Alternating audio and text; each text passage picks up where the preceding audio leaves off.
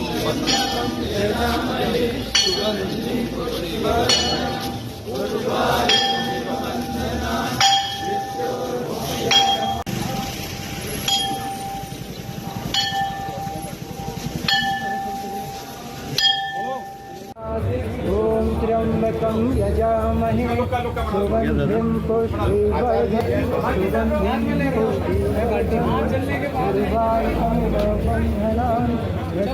भाई थोड़ा थोड़ा साइड हो जाओ।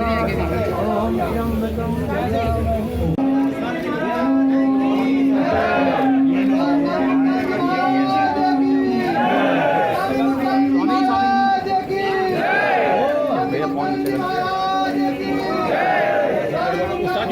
अरे महाराज यहाँ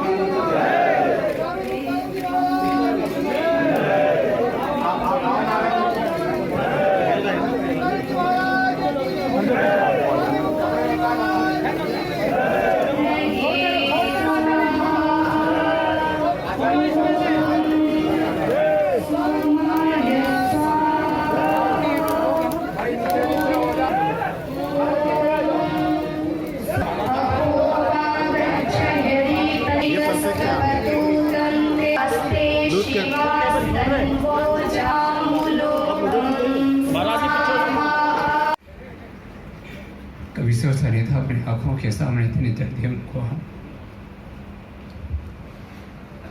ऐसी मुखाग्नि देंगे, उनको अपनी आंखों के सामने इतना जल्दी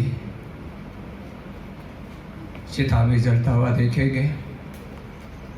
जीवन का ये शाश्वत सत्य होते हुए भी इतना शीघ्र इसको आत्मसात इसके सम्मुख अभिमुख होना पड़ेगा, ये सोचा न था।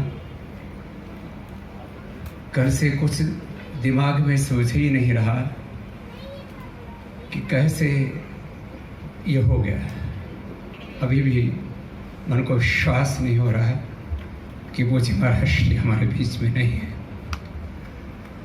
उन्होंने जो हमें प्रेम दिया, आशीष दिया, अनुग्रह किया और हमें हर पल उभारा। मैं तो पतंजलि में पूज्य बापू जब कथा करने आए तब एक बात उन्होंने दसियों बार दोहराई।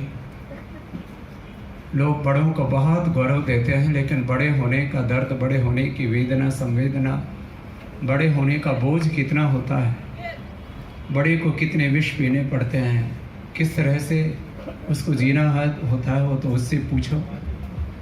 लेकिन सारे पतंजलि ने मुझे बड़ा माना, लेकिन मैंने पूज्य महर्षि को हमेशा बड़ा मान करके जब भी मेरे सम्मुख आते थे मैं उनको प्रणाम करके उनके चरणों में सिर झुका करके आशीष लिया करता था। अब उस रूप में पतंजलि में कोई बड़ा आशीर्वाद देने के लिए यद्यपि प्रत्यक्ष रूप से नहीं रहेगा, लेकिन हम उनको भौर में उठ करके उनका रोज अंतःकरण से आशीर्वाद लिया करेंगे। और जैसे मुझे वो कहा करते थे, दो बातें हमेशा कहते थे मुझसे, स्वामी जी अपनी हर एक सेवा के लिए एक सन्यासी तैयार करो, चाहे वो योग पीठ हो, चाहे संगठन हो, योगाग्राम हो, निरामयम हो, जितने भी सेवाएं हैं। और अपने इस बात को जब भी मिलते एक बार दोहराते। आज उनका सपना भी वो पूरा होता हुआ अपने आंखों के सामने देख करके गए। अपना ध्यान भी रखा करो।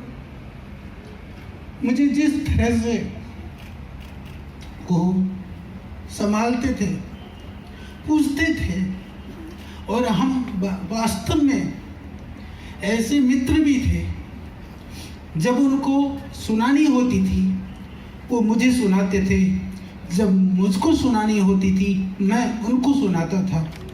चाहे वो कुछ भी हो, अच्छी हो, खुशी की बात हो, प्रसन्नता की हो, अप्रसन्नता की हो, ऐसा मित्र मुझे कहाँ मिलेगा। इतना ही नहीं, वो जब मैं कहता था स्वामी जी जंगल चलो, घूमने चलते हैं, एक क्षण के लिए भी वो समय नहीं गवाते थे।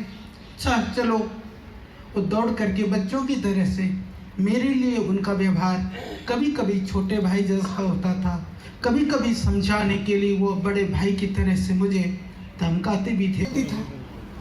आज मैं सोचता हूँ बैठ करके, अभी आदरणीय योगी जी आए बड़ी पोखरी में, कहा 40,000 पेड़ों को देख करके वो उनके कल्पना से बाहर की चीज़ थी। उन्होंने कहा ऐसे बंजर भूमि मैं बचपन में बहुत बार गुजरा हूँ, यहाँ तो एक पौधा भी नहीं उगता था। सच मानिए एक भी पौधा नहीं था वहाँ, खेती भी नहीं होती थी, जंगली पेड़ भी नहीं उगते थे। ऐसी जगह को इसलिए लोगों ने छोड़ दिया था।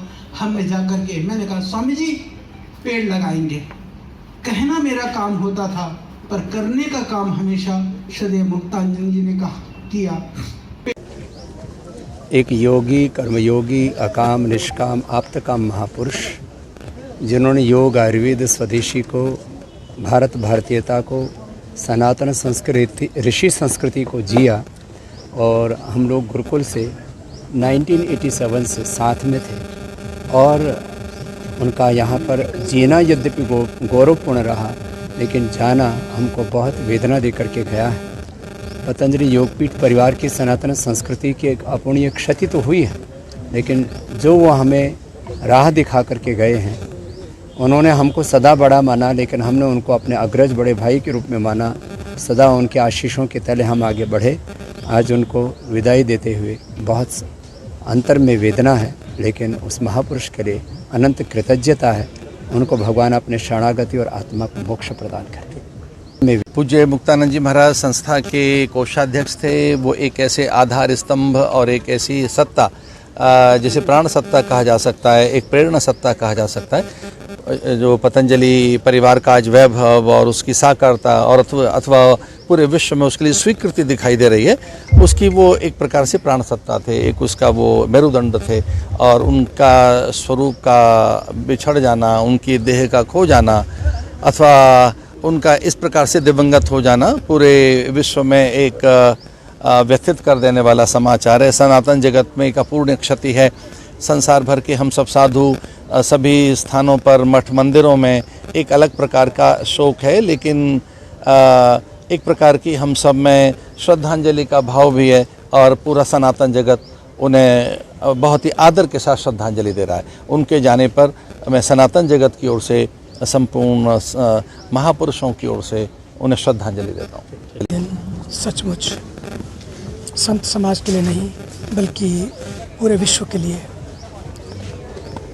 क्षतिपूर्ण दिवस है, क्योंकि वे पतंजलि धाम से भले ही चले गए, परम धाम के पथिक भी बन गए, लेकिन मुझे लगता है उनकी आत्मा ही आसपास ही रहेगी। इसलिए मैंने कहा है कि वे तुरंत प्रभु को प्रणाम करके फिर वापस पतंजलि धाम की ओर आएँ और फिर पुनः इन नए सन्यासियों को एक नई ऊर्जा, नया कर्मयोग, नए उत्साह के साथ आगे बढ़ाएं, क्योंकि उनकी इस नए भारत की को आवश्यकता है। भारत एक नई उड़ान ले रहा है, उस उड़ान में उनकी बहुत आवश्यकता है, जिसमें मुक्ति भी हो, आनंद भी हो, वही तो मुक्तानंद है।